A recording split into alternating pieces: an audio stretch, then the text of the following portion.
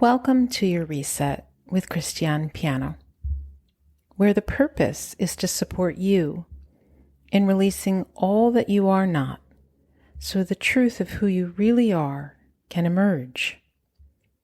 This is accomplished through working with the body-mind from an ontological perspective. We use various modalities to support you in supporting yourself exactly where you are, so that you may return to an experience of wholeness and ease, moment by moment.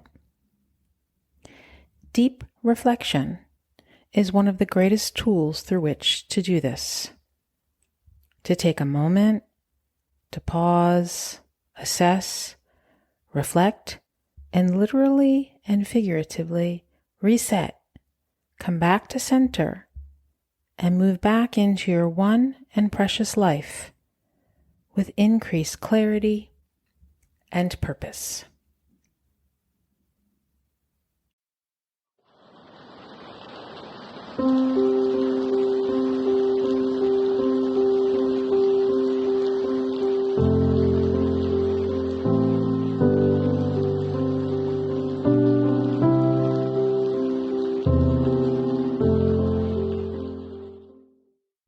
Hello, this is Christiane Piano, and welcome to this week's episode, which is a reflection on passing it on. Now, in reflecting on what is it the episodes should be about from week to week, I tap into daily life, my own lived experiences. Those others are sharing with me, and I put my feelers out there and just get a sense of what's the general feeling in the world. And then I listen deeply, and in the last couple of weeks, there's been a bit of a theme. And so I wanted to take an opportunity here to share it with you, as it has been my experience that when we share things with others that have enriched us, it's like passing a torch. And so in every reflection I share with you, I do hope that it has a positive, uplifting impact in your life. So when I say pass it on, what am I referring to? Well, specifically, what I'm referring to here is sharing, and sharing in a way that in passing something on, you're not claiming ownership. It's not yours. So let me just give you some basic examples before I go into a little bit more detail. So there are little things we can do, small kind gestures, that can change someone's day, week, month, or life.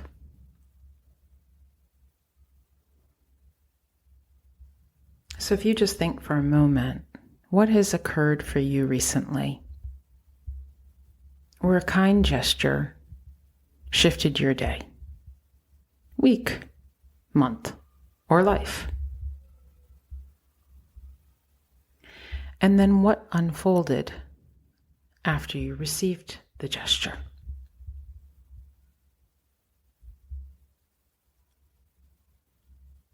So the gestures I'm speaking to are simple examples. But say you send a gesture of kindness and it comes in the form of a message. Just simply saying, I'm thinking of you. Or it's been a while and I hope you're well.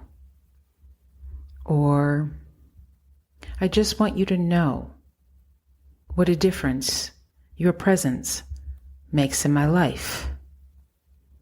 Or simply, I love you.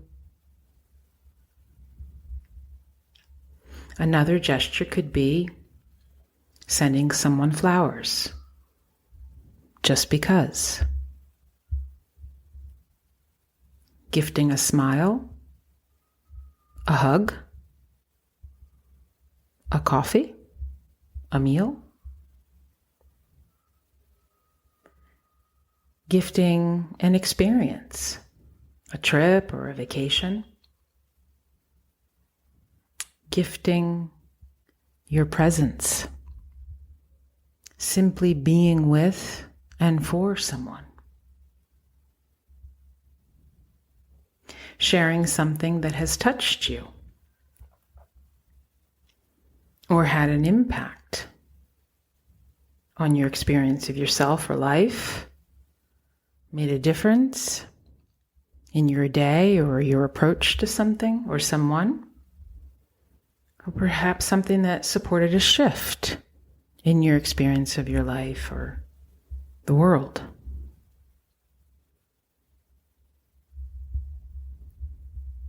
And these are, in a way, passing on acts of kindness. So I'm going to share a little story here. Recently, life has brought me out into the world more than usual.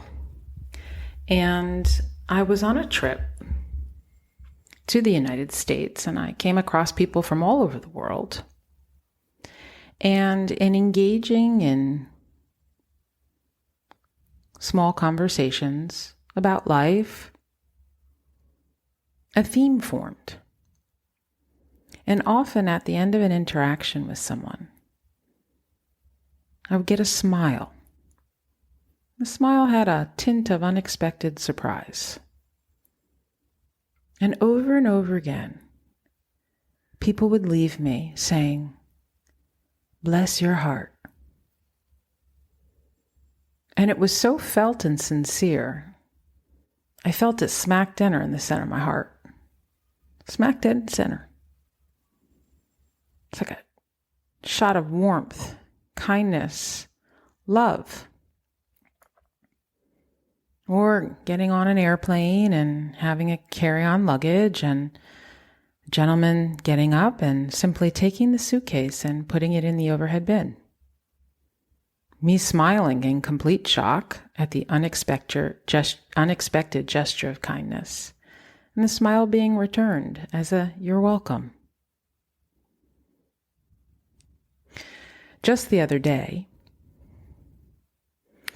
it's that time of year where it's getting warmer. At least it is here in Italy.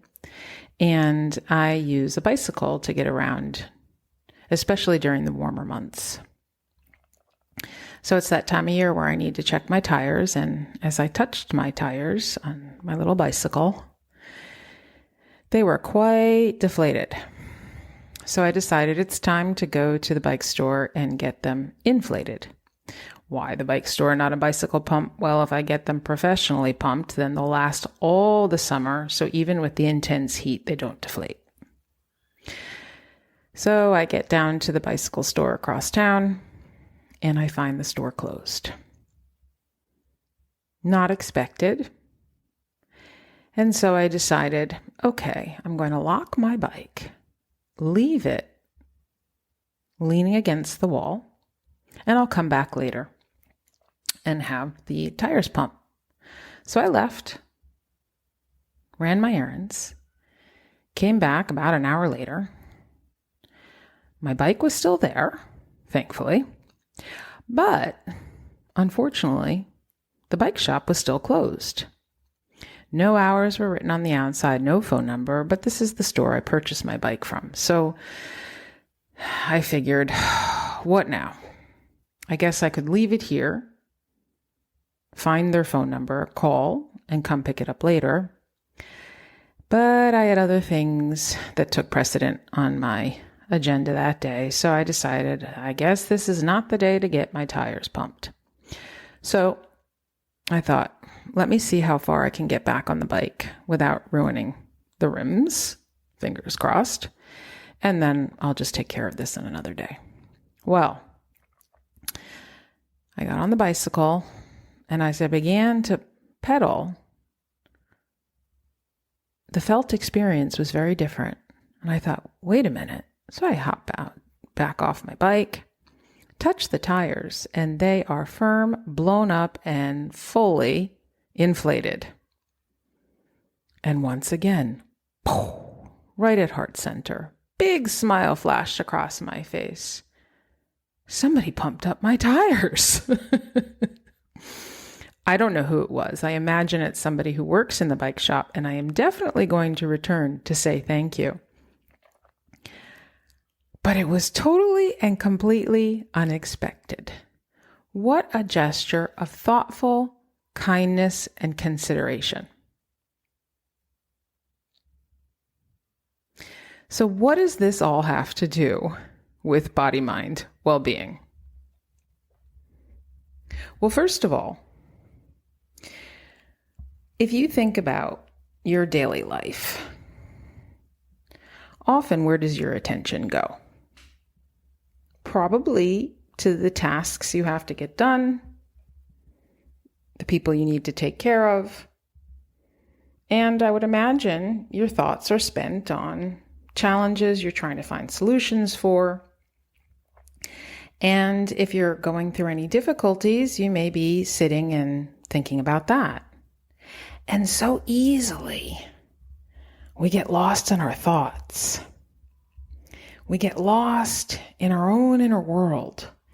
I mean, if you look around as you're walking the streets today, or at restaurants, or traveling in an airport, so many people are lost on their phones. So the energy is constantly going inward.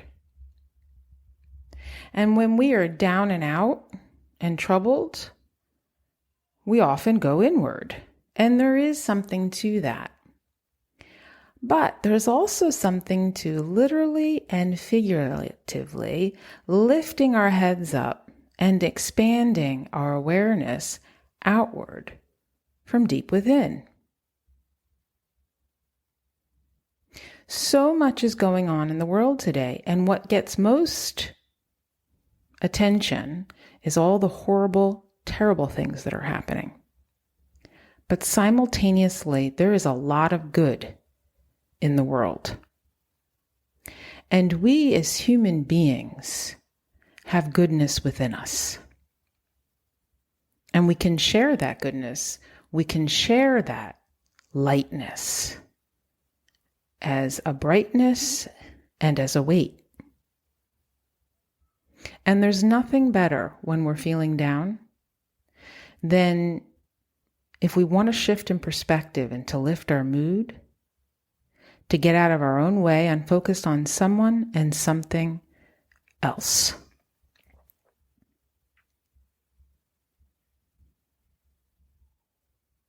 You see, when we're challenged and we're looking for solutions, brilliant solutions, coming during moments of complete relaxation without effort, not when our brains are tired and not when we're sitting at a desk. Not when we're lost. Brilliant solutions come when we take a pause from things. I'll tell you, after I left that bike store with my pumped tires, I was the happiest human being in the world. It made me reflect on how easy and simple it is. What a great reminder it was. How easy it is to impact somebody else's life in a positive way. And immediately I wanted to share it. I wanted to share the story, and here I am sharing the story with you today. Why? Hopefully it puts a smile on your face. And it inspires you to perhaps share a gesture of kindness you've received and want to pass it on and share it with somebody else. Why? Because if we pass it on, it doesn't end with us. It's like a domino effect of goodwill, of kindness, of love. We human beings do not grow as babies, physically speaking. We do not develop if we are not touched. And even when we reach the so adult stage, we do not grow and develop if we are not touched, literally and figuratively. We need to feel love, experience love, and we need to spread love. And that requires connection. And connection, being touched literally and figuratively, actually brings us into a parasympathetic state within our nervous system. It's calming, it's soothing, and it's a fundamental. And learning to love ourselves unconditionally, so we put it on into practice for ourselves first, right?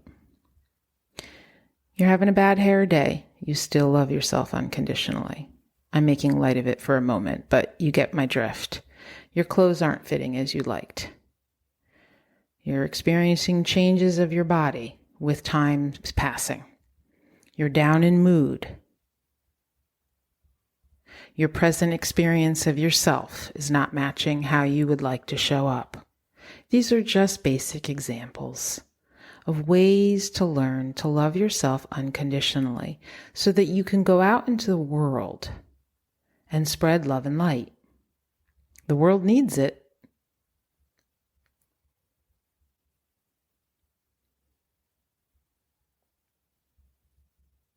There's a beautiful song by a singer named Andra Day, and its title is What the World Needs Now is Love. And one of my favorite lyrics in this song is, no, not just for some, but for everyone. Everyone on this planet deserves to love and be loved. And each of us is a space of love. So how can you pass it on today? I'm going to leave you with that question. And I invite you to share with me what resonated in this reflection this week. Share with me perhaps songs that resonate with you, or books or experiences you've had that have supported a shift for yourself. Pass it on. Share what resonated. Perhaps share this reflection with someone you think could use a reflection, that you think it would be supportive of them. It's a gesture of kindness, something that touched you, perhaps supported a shift. You then pass it on. Wherever you are, no matter what you're going through, may you tap into the lightness that's out there. And when you're struggling doing it, reach out to people that support you in coming back to a sense of connection. Because one of the greatest symptoms of disconnection of body-mind is feeling disconnected and feeling lost.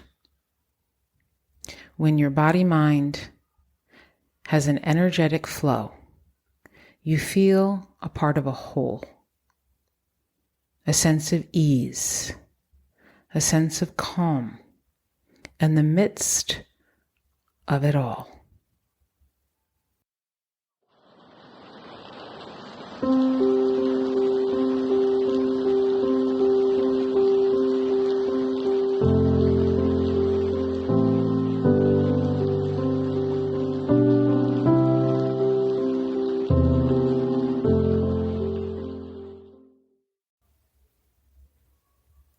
If you're interested in participating in an online series, the next series coming up is just in time for summer. It begins June 23rd. It's a 2-week series, and it's called Play. Discover why play is not frivolous, but an essential to your body-mind well-being. If you are interested in working with me on any other level, whether it be through the video-on-demand services, privates in person or online, or one-on-one maturation coaching, feel free to reach out, growth@christianepiano.com, or schedule a free 50-minute consult directly on the appointment section.